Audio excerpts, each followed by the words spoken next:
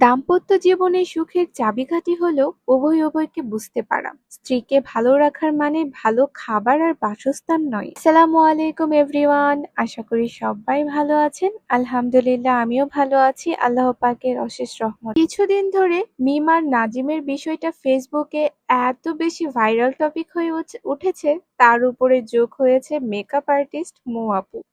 এই ৩টা মানুষই কিন্তু একসময় আমার প্রচন্ড পছন্দের ছিল। পছন্দের বলতে প্রথম তালিকায় ছিল মিম, নাজিম। বলতে পারেন সোশ্যাল মিডিয়ায় আমি অ্যাজ এ ব্লগার হিসেবে তাদের অনেক বড় একটা ফ্যান ছিলাম। তাদের ব্লগগুলো আমার কাছে অনেক বেশি ভালো লাগতো। নিত্যদিনের মানে রেগুলার ব্লগ দেখতাম আমি তাদের। তো যখন হঠাৎ করে আমি শুনি তাদের ডিভোর্স হয়ে গেছে, আমি প্রচন্ড রকমের শক ছিলাম। প্রথমে কাহিনীটা আমি বুঝতে পারিনি, যখন আস্তে আস্তে রিসার্চ করলাম তখন বিষয়টার খারাপ লাগাটা আরো অনেক বেশি খারাপ লাগায় পরিণত হয়ে গিয়েছে। আসলে আমি এমনিতে কাউকে নিয়ে কথা বলতে তেমন একটা পছন্দ করি না। আজও পর্যন্ত তাদের টপিক নিয়ে আমার কোনো ভ্লগে বা আমার কোনো ভিডিওতে ওইভাবে কথাও বলিনি। আজ ভীষণভাবে বলতে ইচ্ছে করছে। মেকআপ আর্টিস্ট মৌ আপু যেটা করেছে পাবলিকের মনে অনেক বেশি কষ্ট দিয়ে ফেলেছে তানিশাকে সাজাতে এনে। মৌ আপু হয়তো ভেবেছিল যে যেহেতু তারা ভাইরাল বর্তমানে, তাদেরকে নিয়ে একটা কাজ করা যেতে পারে, কিন্তু তাদেরকে নিয়ে কাজ করতে গিয়ে যে আপুর মাথাটা এতটা হেট হয়ে যাবে, যে পাবলিক এতটা ঘৃণা প্রকাশ করবে, এই বিষয়টা নিয়ে হয়তো আপু বুঝতে পারেনি। আর আপুর আরেকটা ভুল ছিল লাইভে এসে তাদের সাপোর্ট হয়ে বড় বড় রকমের কথা বলাটা, মানে কমপ্লিটলি তাদের পজিটিভলি সাপোর্ট করে গিয়েছেন পুরাটা লাইভে। এই জিনিসটা একদমই উচিত হয়নি। আপুর এই বিষয় নিয়ে কথা বলার আগে এই বিষয়টা নিয়ে করা দরকার ছিল, আরো জানা দরকার ছিল। আসলে একপাক্ষিক না কোনো কিছুই বিচার করা যায় না, দুই পাক্ষিকটা জানতে হয় এন্ড দেন মন্তব্য করতে হয়। আমি আদৌ জানি না কোনটা সত্যি কোনটা মিথ্যে, তবে পাবলিকরা কিন্তু একদমই ঘাসে মুখ দিয়েও চলে না।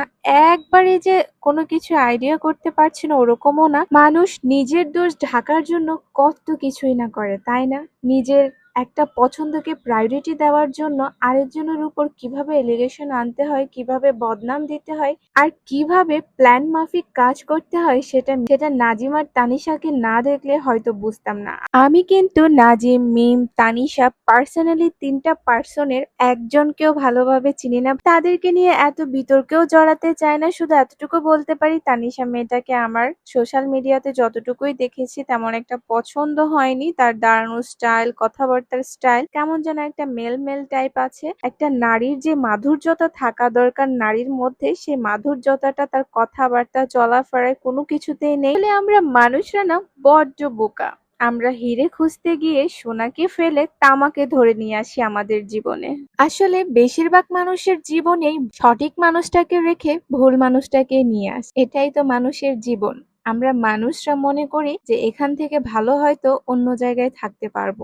অন্য জায়গায় গিয়ে দেখি আমার আগেরটাই ভালো ছিল। আমার মনে হয় নাজিমও একটা পর্যায়ে এসে, তার ভুল সিদ্ধান্ত কিনা সেটা আমি জানি না, তবে এরকম একটা পরিস্থিতিতে পড়বে, তার একটা সময় এসে মনে হবে আমি হয়তো ভুল জিনিসটাকে আমার জীবনে এন্ট্রি করিয়েছি, সঠিক জিনিসটাকে পরিত্যাগ করে। আবার এমনটা নাও হতে পারে, এমনও হতে পারে সে তার বর্তমানকে নিয়ে অনেক বেশি ভালো থাকবে। তো ভিউয়ার্সরা, এত কথা আর না বাড়ায়, আজকে আমার এই শাড়িটা অর্ডার করা ছিল, আজকে পার্সেলটা চলে এসেছে। আর আমার এই বাচ্চাটা এত বেশি টানাটানি করছিল, আমাকে মানে মনে মনে হয়তো বলছিল আমার কোথায়। যাই হোক ভিউয়ার্সরা, আজকের ভিডিওটি যদি আপনাদের কাছে ভালো লেগে থাকে তাহলে অবশ্যই লাইক, কমেন্ট, শেয়ার করে দিয়ে যাবেন। আজকে এই পর্যন্তই। আল্লাহ হাফেজ। আসসালামু আলাইকুম এভরিওয়ান।